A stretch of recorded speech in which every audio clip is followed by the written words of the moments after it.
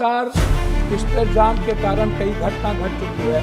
मैं कई बार आपसे मिलकर के भी ओवरब्रिज के बारे में, जनता चौक ओवरब्रिज, बनमनखी, जानकी नगर, गढ़बनैली, कस्बा के बारे में जिक्र किया और एनएच पर होने के बावजूद मधेपुरा पूर्णिया का तीनों ओवरब्रिज का निर्माण नहीं हो पाया।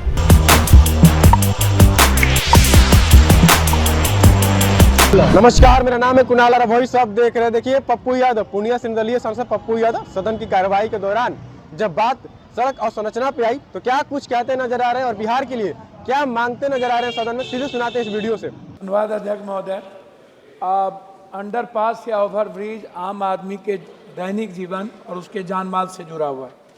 मेरे पूर्णिया में बेलौरी चौक, कोर्ट स्टेशन के बगल में जनता चौक, जलालगढ़, गढ़बनैली, बनमनखी, जानकी नगर, रानी पथरा लगातार इस पर जाम के कारण कई घटना घट चुकी है। मैं कई बार आपसे मिलकर के भी ओवरब्रिज के बारे में, जनता चौक ओवरब्रिज, बनमनखी, जानकी नगर, गढ़बनैली, कस्बा के बारे में जिक्र किया और इसी तरह के फारबिसगंज की स्थिति भी, सेमापुर, कटिहार और कुर्सेला और बरारी की स्थिति बहुत ही खराब है और मुरलीगंज की स्थिति भी। और 3 जगहों पर सहरसा का ओवरब्रिज आज तक आपके पैसे देने के बावजूद भी निर्माण नहीं हो पाया। मीरगंज की स्थिति भी वही है। एनएच पर होने के बावजूद मधेपुरा पूर्णिया का तीनों ओवरब्रिज का निर्माण नहीं हो पाया।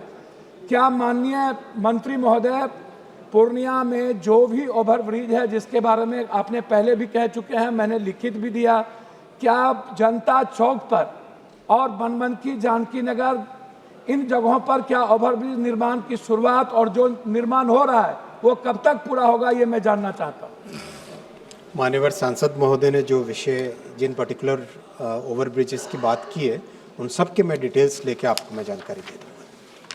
क्वेश्चन तो सुना आपने, क्या कुछ कह रहे हैं पप्पू यादव, किस तरह से आए दिन दुर्घटना पे बात की और कह रहे हैं कि कई सारे ऐसे रेलवे क्रॉसिंग है जहां आए दिन दुर्घटना होते रहते, इसलिए अंडरपास बनाया जाए और उसके लिए ओवरब्रिज का निर्माण किया जाए। आपको बता दें कि पप्पू यादव सिर्फ सड़क पे ही नहीं, जिस तरह से बिहार में हो रहे दलाली, घुसखोरी पे उस पर बात किया कि ये सिर्फ कागजी बातें हैं और हकीकत पे कुछ नहीं होता है। तो समझिए कि सरकार जो है अब कितने गंभीरता से इस मामले को लेती है, ये देखना काफ़ी दिलचस्प होगा, क्योंकि लगातार शुरू दिन से ही पप्पू यादव आवाज़ उठा रहे हैं और इस बार जो है सड़क और संरचना पे बताया है कि अंडरपास बनना चाहिए, ओवरब्रिज बनना चाहिए, जिससे लोगों को आने जाने में सुविधा हो। जो स्कूल बसें हैं उनको आज आने जाने में दिक्कत होती है, कभी क्रॉसिंग पे लाइन लग जाती है लंबी, तो कभी ओवरब्रिज पार करने में जो है वो दुर्घटना हो जाता है। तो ऐसे में अंडरपास और ओवरब्रिज की जो संख्या वो बढ़ाई जाए। देखना होगा सरकार इनकी बातों को कितनी गंभीरता से ले रही है। पप्पू यादव लगातार सदन में आवाज उठा रहे हैं। बहुत बहुत धन्यवाद।